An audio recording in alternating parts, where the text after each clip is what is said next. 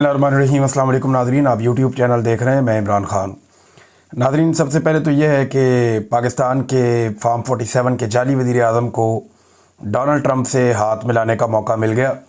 ये चंद सेकंड की वीडियो है, लेकिन इसके अंदर अगर आप देखें तो ऐसा लगता है कि शहबाज शरीफ साहब पूरा एक चिपक के वीडियो बनवाना चाह रहे थे। ऐसा लग रहा था जैसे कुछ फ़ैन क्लब के लोग हैं और वो अपने हीरो से मिल रहे हैं। यानी कोई डेकोरम ही नहीं है। शहबाज शरीफ और इमरान खान में अगर आप मुवाजना करें, अव्वल तो मुवाजना बनता ही नहीं है।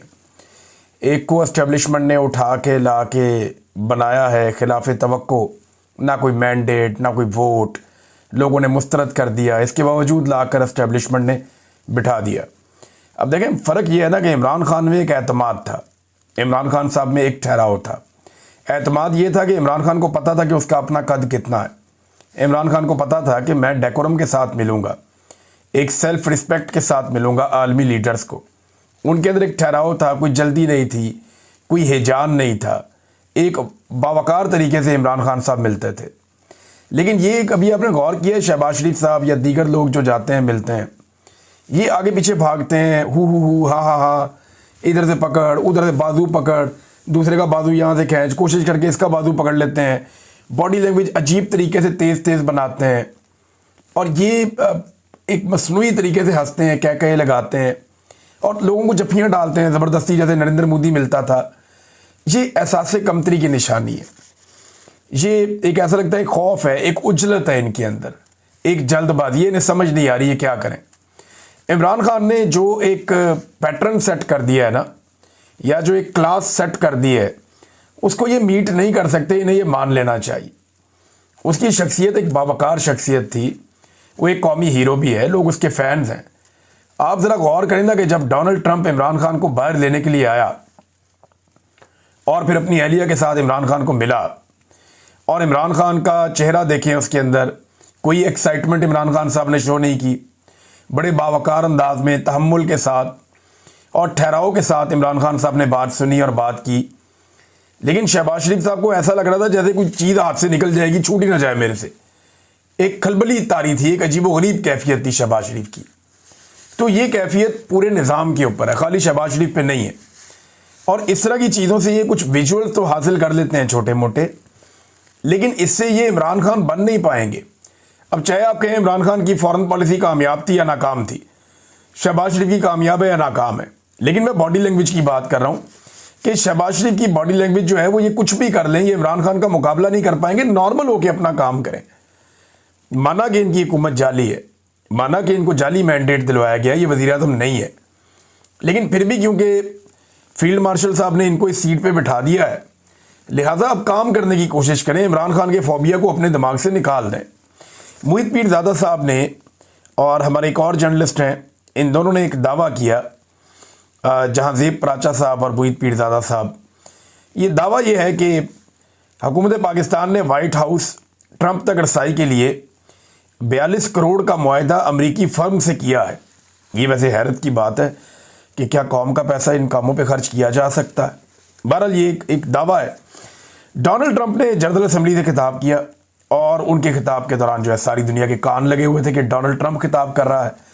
ज़रा ये देखना बहुत ज़रूरी है कि डोनाल्ड ट्रंप ने क्या खिताब किया। ख़बरें और भी बहुत ज़रूरी हैं, लेकिन ज़रा डोनाल्ड ट्रंप पे गौर करना ज़रूरी है, क्योंकि वो दुनिया की सिमत का तयन करता है ना।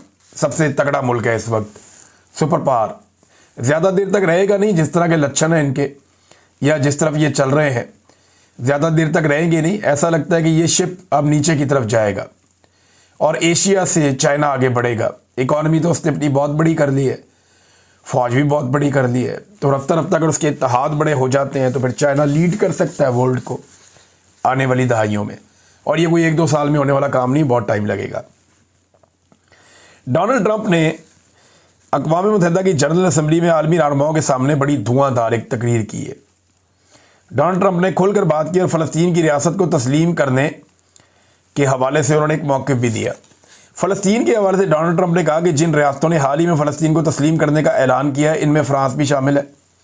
वो हमास के दहशतगर्दों को इनाम दे रहे हैं। यानी फ़लस्तीन को तस्लीम करने की डोनाल्ड ट्रंप ने मुखालफत की है, और इसी डोनाल्ड ट्रंप को पाकिस्तान के फील्ड मार्शल ने मुलाकात के बाद हुकूमत से कहलवाकर अमन के नोबेल प्राइज़ के लिए नामजद भी करवाया है। अमरीकी सदर ने तमाम हाज़रीन से मुतालबा किया कि वो गज़ा में जंग का खात्मा करवाएं। अब देखें, गज़ा में जंग के खात्मे के लिए अक़वाम मुत्तहिदा में जब भी करारदाद आती है तो अमेरिका उसको वीटो कर देता है, और वही अमेरिका का सदर वहाँ पे खड़े होकर उसी जनरल असम्बली में अक़वाम मुत्तहिदा की वो ये कह रहा है कि आलमी रहनुमा मिलकर गज़ा में जंग ख़त्म करवा दें। भाई एक तरफ कह रहे हैं जंग ख़त्म करवा दें, दूसरी तरफ जंग बंदी के लिए जितनी भी करारदादें आती हैं या कोशिश की जाती है कि फौरी तौर पे जंग बंदी करवाई जाए, अमेरिका उसे वीटो भी कर देता है ना अजीब बात। नेतन्याहू ने जब तकरीर की है ना अक़वाम मुत्तहिदा में, तो उस वक्त बहुत सारे लोग छोड़ कर चले गए वहाँ से, आलमी रहनुमा वहाँ से उठकर निकल गए, और ये बड़ी तस्हीक हुई है इसराइल की।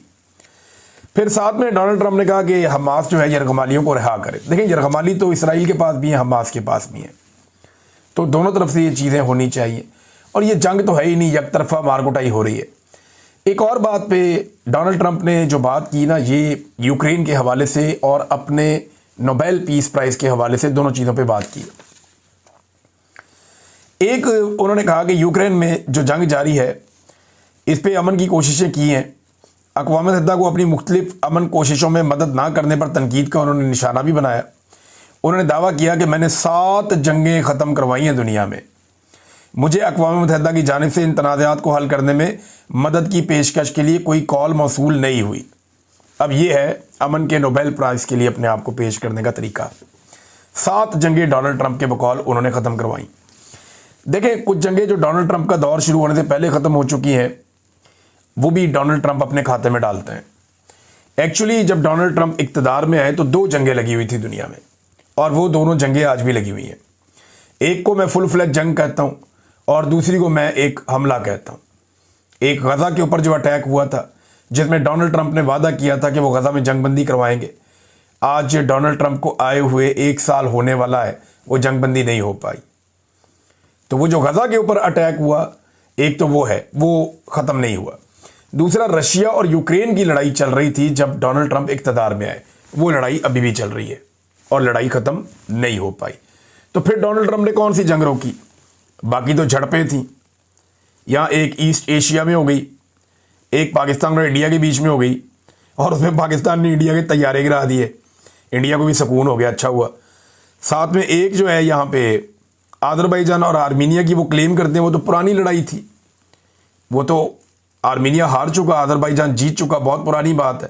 तो डोनाल्ड ट्रंप क्लेम ज़्यादा का कर रहे हैं। अब सुपर पावर का प्रेसिडेंट है, वो कह सकता है, दुनिया सुन भी लेती है। बहरहाल उन्होंने ये भी कहा कि मैं समझता हूँ कि यूक्रेन का तनाज़ा हल करना आसान है। पहले मैं लगता था मुझे ऐसा, क्योंकि मेरे पुतिन के साथ अच्छे ताल्लुकात थे। उन्होंने यूरोपीय यूनियन के जो ममालिक हैं उन्हें मुखातिब करते हुए कहा कि यूरोप को रूस से तेल ख़रीदना बंद कर देना चाहिए, ये शर्मनाक है। देखें, जो यूरोप को तेल मिलता है ना, वो रशिया से सस्ता मिलता है, क्योंकि रूस यूरोप के बिल्कुल करीब है। यूरोप के और रशिया के बीच में यूक्रेन है। अगर यूक्रेन पे रशिया अपना कंट्रोल कर लेता है तो फिर यूरोप और रशिया बिल्कुल साथ साथ हैं, और रशिया से पाइपलाइन जाती हैं सीधी जर्मनी में, वहाँ पे ये फ्यूल फ्राहम करते हैं। तो जो पेट्रोलियम मसनूआत हैं, अपनी एनर्जी की ज़रूरियात के लिए रशिया से तेल ख़रीदते हैं यूरोपीय ममालिक, वो उन्हें सस्ता पड़ता है, तो अमेरिका उसके ऊपर उनको तंबीह कर रहा है। इसके अलावा जो क्लाइमेट चेंज का मामला है, जो बड़ा संजीदा मामला है पूरी दुनिया का, लेकिन डोनाल्ड ट्रंप की इसमें एक अलग मंतक है। अक़वाम मुत्तहिदा हो जाए, आलमी माहौलियाती इदारे हो जाएं, क्लाइमेट चेंज के ऊपर जो स्टडीज़ करने वाले प्रोफेसर हैं वो हो जाएं, पूरी दुनिया का मौक़िफ़ अलग है, लेकिन डोनाल्ड ट्रंप और उनके कुछ लोगों का मौक़िफ़ बिल्कुल अलग है। डोनाल्ड ट्रंप का मानना है कि क्लाइमेट चेंज नामी कोई चीज़ है ही नहीं। अब उन्हें लाहौर में अगर रखा जाए तो उन्हें दिखाया जाए कि देखिए जी, यहाँ पे तो स्मोक आ जाती है, उन्हें दिखाया जाए कि हमारे ग्लेशियर्स पिघल रहे हैं, उन्हें दिखाया जाए कि किस तरीके से दुनिया तबाही के दहाने पर पहुँच गई है। लेकिन जो सरमायादार होते हैं ना, वो ये कहते हैं कि इस तरह की बातें ना करें, दरख्तों की कटाइयाँ भी जारी रहें। वो ये चाहते हैं कि फैक्ट्रियों की चिमनियों से ख़तरनाक धुआं भी निकलता रहे। वो ये चाहते हैं कि जो थर्ड वर्ल्ड कंट्रीज़ हैं वहाँ पे इंडस्ट्री लगा के उनका माहौल बेशक तबाह कर दिया जाए, लेकिन वहाँ से प्रोडक्शन होती रहे। तो ये उनका एक तरीक़ाकार है सोचने का। तो ये जो सरमायादार होते हैं या जो कैपिटलिज़म है, वो इसी तरह सोचता है। तो अब डोनाल्ड ट्रंप ये कह रहे हैं कि ये बहुत बड़ा धोखा है, तारीख का सबसे बड़ा धोखा है, ये जो क्लाइमेट चेंज के हवाले से बात की जाती है। उन्होंने शुरा को मशवरा दिया कि आप खुद को बेवकूफ़ ना बनने दें और ग्रीन हाउस गैसों के अखराज के नताइज से खबरदार करने वाले साइंसदानों और दीगर अफराद को अहमक करार दे दिया डोनाल्ड ट्रंप ने। यह था नाजरीन डोनाल्ड ट्रंप का खिताब।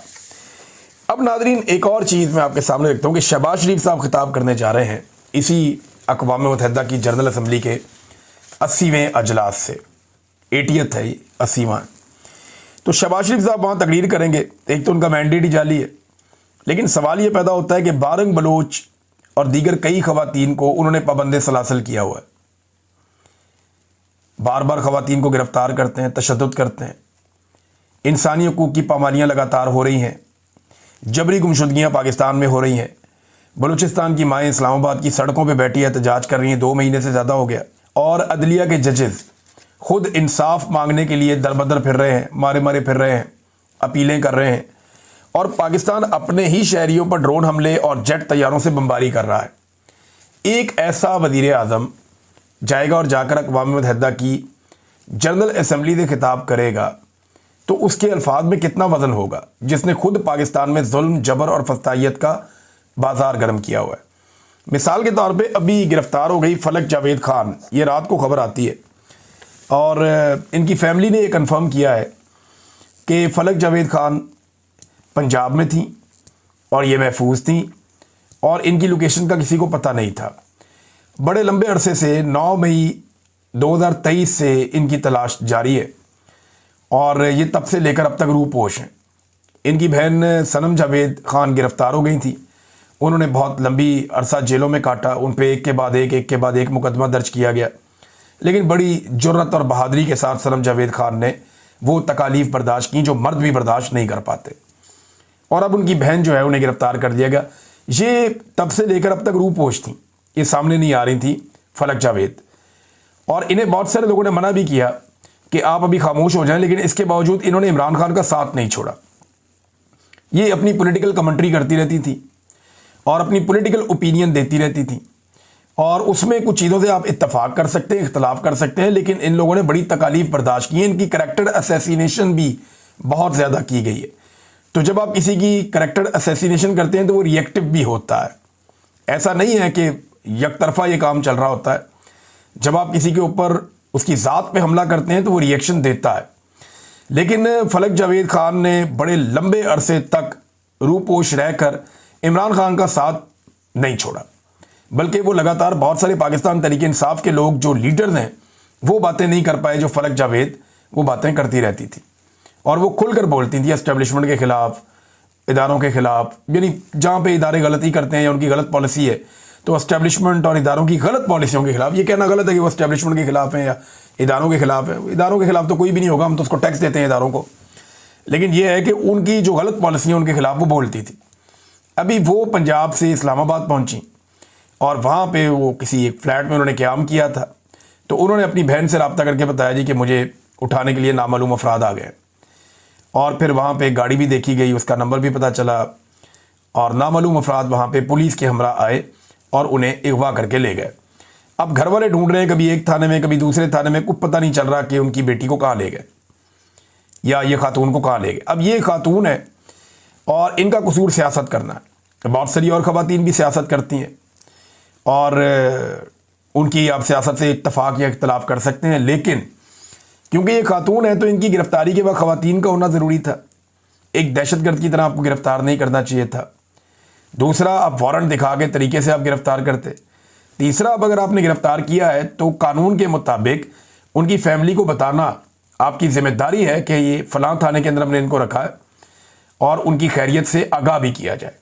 खातून का मामला है ना, ये ऐसा तो नहीं है कि आप उठाएंगे। अब नवाज शरीफ की बेटी को जब गिरफ़्तार किया गया कानून के मुताबिक बाकायदा वारंट दिखा के बगैर टच किए, तो तब पूरे पाकिस्तान में कोहराम मच गया था।